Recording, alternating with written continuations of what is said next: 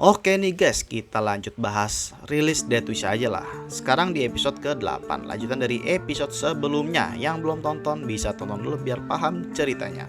Langsung saja, enjoy the story. Pada malam itu, mereka para penyihir berkumpul di suatu ruangan. Wendy dan Nightingale menjelaskan cara agar bisa melewati hari kebangkitan dengan aman tanpa merasa sakit sama sekali, yaitu dengan melatih kekuatannya terus-menerus. Maka energi sihir dalam tubuh akan berkurang dan kapasitas sihir akan meningkat. Di saat mereka semua masih diburu oleh gereja, mereka tidak memiliki kesempatan untuk melatihnya. Nanti ketahuan soalnya. Pengetahuan ini harus disebarkan ke seluruh penyihir yang tersebar di 2 kerajaan lainnya. Selain itu, mereka juga masih bingung alasan Roland mau menerima mereka. Apakah untuk memuaskan dirinya? Pikir Lee gitu. Lalu pembicaraan ditutup dan Wendy menyuruh semuanya untuk tidur di kamarnya masing-masing. Keesokan harinya, Roland meminta semuanya untuk menandatangani kontrak kerja dan bisa memulai latihannya pada hari itu juga. Walaupun banyak yang khawatir akan mengacau nantinya, tapi kan mereka tidak sendiri, pasti dibantu. Lalu Skrull, Leaf, dan Soraya ditanyai Roland perihal iblis yang mereka lawan di episode sebelumnya, yaitu iblis humanoid. Bagaimana bentuknya, ciri-ciri dan sifatnya. Singkatnya, mereka itu seperti manusia, lebih tinggi, sangat kuat. Di samping kekuatannya itu, mereka mempunyai waktu di mana mereka harus mengisi kekuatannya. Soraya meminta menggambar iblis itu, dan hasilnya sangatlah jelas dan menyeramkan. Roland kaget, baru pertama kali ini dia melihatnya.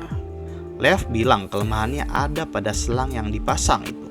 Kalau dihancurkan, ada gas yang keluar. Jika manusia terkena, dia akan mati. Sedangkan itu sangat penting bagi iblis untuk bernafas. Wah, kayak tabung oksigen nih, pikir Roland. Dia pikir itu adalah alien, namun jika dilihat dari senjatanya, kayak nggak mungkin. Kan jadul banget ya, pakai tombak soalnya. Lalu Leaf juga melaporkan Fata Morgana yang mereka lihat. Banyak gedung megah di sana, namun saat didekati, yang muncul malah iblis humanoid itu. Apakah mereka para iblis itu sengaja untuk memancing menggunakan gasnya sebagai ilusi Fata Morgana?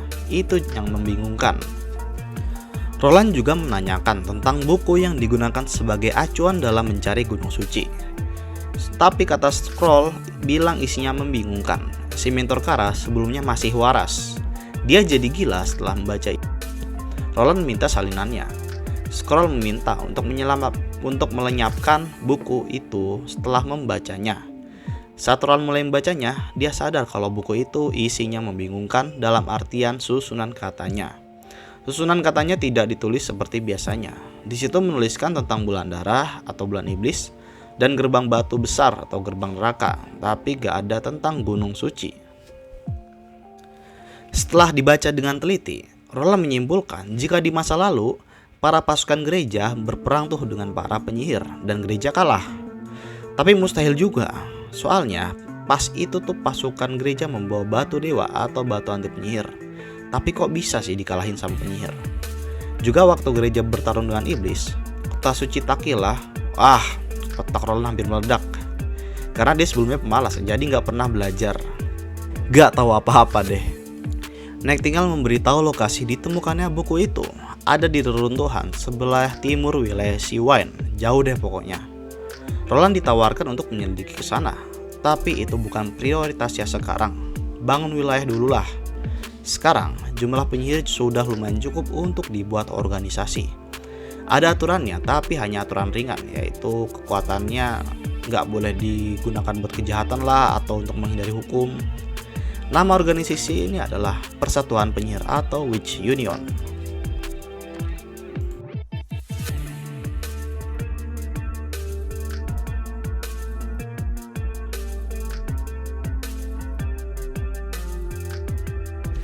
Sementara itu di Benteng Longsong, di situ sedang diadakan pesta jamuan apa entah, mungkin selesai bulan iblis. Jadi ada pesta jamuan. Di pesta itu mengundang semua bangsawan di Benteng Longsong. Terlihat Petrov juga hadir di dalam pesta. Tiba-tiba temannya menyapa dia. Mereka basa-basi, namanya juga teman lama ya. Mereka menceritakan tentang kegiatannya sebelumnya. Seperti temannya yang pergi ke kota suci selama bulan iblis. Petrov yang ditanya tentang hasil tambang yang dia dapatkan di kota perbatasan dan lain-lain. Tiba-tiba mereka mendengar ada bangsawan lain yang kesel sama Roland. Ternyata dia adalah teman dari bangsawan buncit di episode sebelumnya. Oh ya, nama bangsawan buncit di episode sebelumnya itu adalah Cornelius. Roland digibahin karena dengan sengaja menghancurkan rumah Cornelius, terus dia nggak ngasih kompensasi apapun. Abis itu ngecap Cornelius adalah pengkhianat dan ingin menggantungnya. Petrov yang dari tadi nyimak menyadari jika si Roland ini secara terang-terangan ingin mengakhiri hubungannya dengan Benteng Longsong. Bangsawan itu mengajak bangsawan lainnya untuk menyerang kota perbatasan. Ternyata temannya si Petrov ini pulang agar bisa memimpin pasukan dari keluarganya dan Dukrian yang dari awal memang sudah memerintahkan untuk mengumpulkan pasukan. Mendengar itu semua orang gembira, kecuali Petrov. Dia yang sudah mengetahui kekuatan Roland yang misterius itu cemas. Dia mengingatkan temannya kalau Roland bukanlah orang yang gampang diprovokasi. Tapi tanggapan temannya adalah, yaelah cuma semut aja ditakutin. Anjay, ini temannya belagu banget dah. Karena Petrov ini anak bangsawan, dia tahu kalau bapaknya pasti bakal ikut perang juga. Makin cemas dah tuh. Tiba-tiba bapaknya manggil dia. Karena perintah Dukrian, setelah salju mencair maka penyerangan akan dimulai. Bapaknya meminta dia untuk memberikan data mengenai produksi, populasi, dan pendapatan agar bapaknya ini bisa menjalani ekspedisi bersama Dukrian ke kota perbatasan. Bapaknya ini juga menjelaskan siapa saja dari keluarganya, nama keluarganya Honeysuckle ya namanya, yang ikut ekspedisi. Ada 25 ksatria bersenjata lengkap, pasukan infanteri berapa, dan lain-lain. Cemas mendengar hal itu, Petrov minta bapaknya untuk tidak ikut perang. Dia khawatir akan keselamatan bapaknya itu. Bapaknya malah ketawa dong. Pernyataannya sama kayak temennya Petrov. Ah, cuma semut aja bisa apa sih? Botak-botak belagu amat dah. Bapaknya yang belagu itu juga bilang, kita tahu kalau kita adalah pedagang. Walaupun begitu, kita juga harus berani untuk mengangkat pedang seperti para leluhur kita. Petrov diam aja. Dia menyadari kalau keluarga Honeysuckle ini sudah lama hidup dengan nyaman, sudah tidak bisa berperang layaknya para leluhurnya. Sedangkan lawan yang akan dihadapi adalah seorang pangeran yang kekuatannya belum bisa diukur. Ini botak-botak belagu amat, ntar disentil dikit nangis, malu, ngaku kalah, ampun-ampun.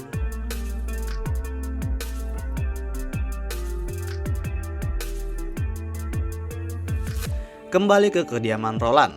Dia sedang merencanakan pemberian gelar Viscount kepada Tuan Pine atau bapaknya Nana. Roland merencanakan untuk mengatur industri yang Tuan Pine kelola. Keuntungannya akan dibagi dua. Tapi Tuan Pine itu gak mau ngurus. Dia males dia. Dia cuma fokus berburu dan menikmati waktu bersama anaknya. Sedangkan orang lain yang diberikan gelar ada Brian. Dia mau diangkat jadi ksatria dan diberikan wilayah, tapi dia menolak. Mendingan gabung jadi pasukan utama daripada ngurus wilayah, ribet. Lalu Roland merancang pembangunan kotanya agar tertata rapi dan bagus. Tak lama Soraya datang. Roland menanyakan pekerjaannya di balai kota, bagaimana kesannya gitu. Di sana dia menggambar wajah penduduk satu persatu dari dalam kotak. Nanti jadinya ini kayak KTP ya. Gambar dari dalam biar ada frame-nya gitu. Tapi Soraya dipanggil ke sini untuk membuatkan kartu permainan biar sekota gak ada yang bosen ya kan. Dia membuat kartu kayak Yu-Gi-Oh gitu, tapi berkonsep militer. Ada archer, horseman, swordsman, fightman, dan lain-lain. Lalu juga ada statusnya masing-masing seperti attack, defense, agility, range, AOE lah gitu pokoknya. Sekalian diajarin mainnya nih sama Roland. Kartu itu namanya Gwent. Lagi main, dia mendengar lagu yang dinyanyikan oleh Echo. Bagus banget suaranya. Oh ya, jadi si Echo ini kekuatannya nggak cuma berpengaruh ke hewan ya, tapi juga ke manusia. Manusia yang mendengar suaranya ini, dia bisa ke buff gitu.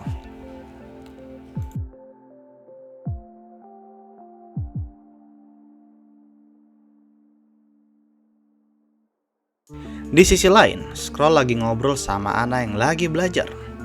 Mau ngajakin Anna main kartu ya, tapi apalah daya. ingatan Anna nggak setajam Skrull. Mereka berdua berbincang-bincang sambil mendengar nyanyiannya Echo. Skrull menceritakan kalau Echo dulunya adalah budak yang dijual ke kerajaan ini, tepatnya di kota Clearwater. Dia dilatih agar bisa memuaskan para bangsawan, sehingga bisa dijual dengan harga tinggi. Asosiasi penyihir menyelamatkannya dari perbudakan itu. Echo menyadari rambutnya Anna panjang dan memotongnya sambil bercerita tentang masa lalunya. Kenapa kok dia bisa jadi tukang cukur gitu? Karena dulu untuk bertahan hidup dia menjadi tukang cukur di wilayah Sea Wind. Dia diasuh oleh bekas kapten yang mengajarinya baca tulis juga. Skrull juga menceritakan tentang cerita rakyat yang pasaran saat itu kan banyak ya cerita rakyat. Tapi ujung-ujungnya tuh selalu sama. Nah, Anna bertanya tentang cerita rakyat pas di bagian ending, di mana ada pangeran yang selalu menjadikan Tuan Putri sebagai pengantinnya. Apakah selalu seperti itu? Skrull menjelaskan kalau seorang pangeran adalah bangsawan, maka dia harus menikahi bangsawan juga. Semua sudah diatur dan bukan keinginan pangeran itu sendiri. Dan yang lebih penting lagi, pangeran adalah calon raja, maka dia harus memiliki keturunan. Selesai dicukur, Skrull pergi meninggalkan Anna, tapi sebelum itu Anna mengatakan kalau Roland, seperti pangeran pada umumnya, maka dia nggak mungkin dong menyelamatkan Anna.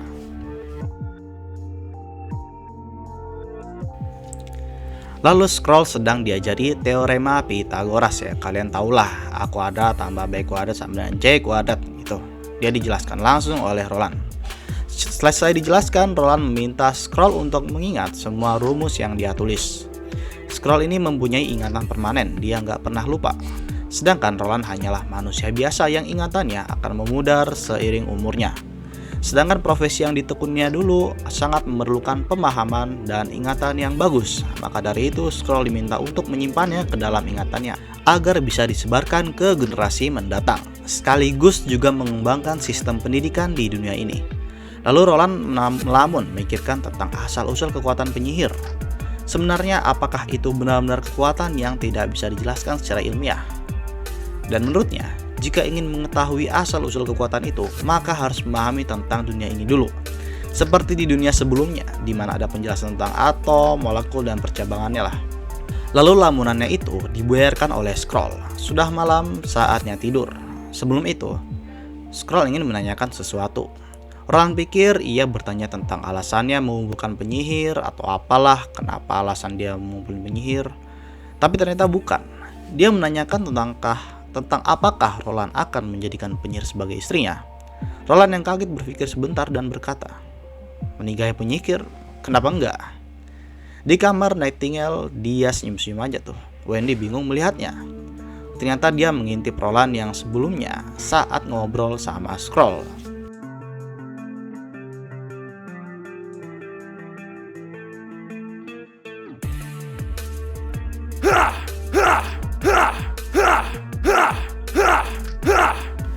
Keesokan harinya, pasukan utama sedang berlatih menombak menggunakan musket. Nah, musket ini kan ujungnya ada tajam ya, untuk nombak.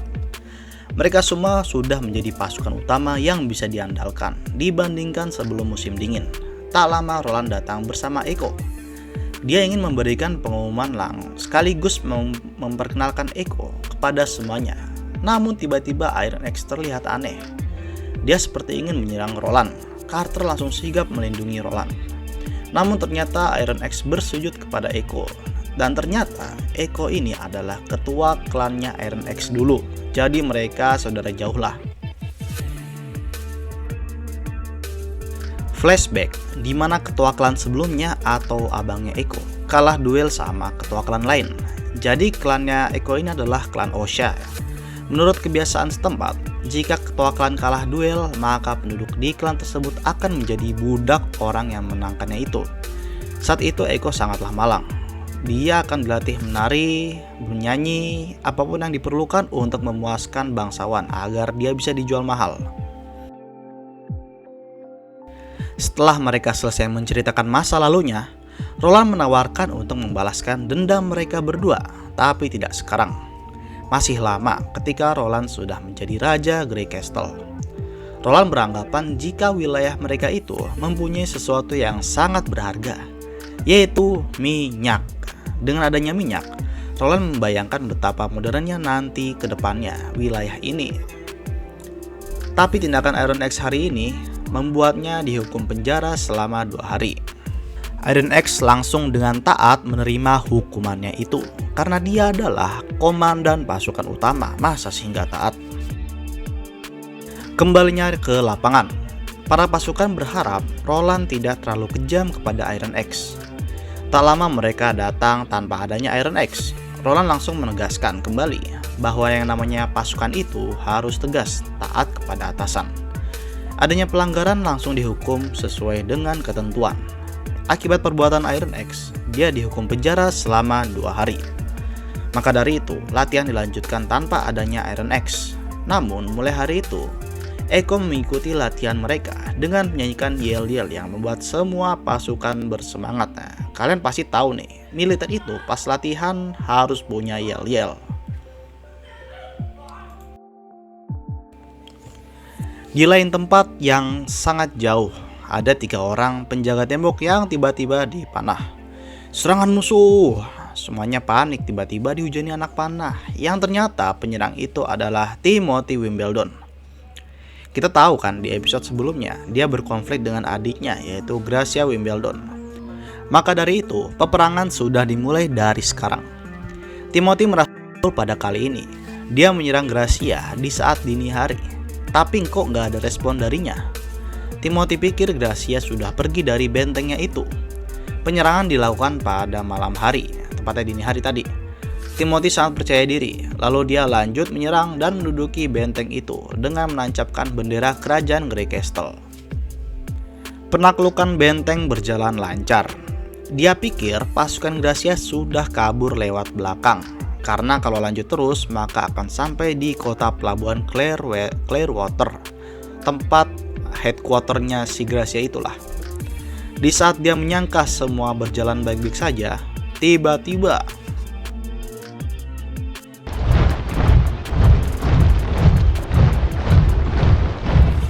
pasukan Gracia terlihat dari kejauhan. Mereka sudah sangat siap untuk berperang melawan Timothy Wimbledon.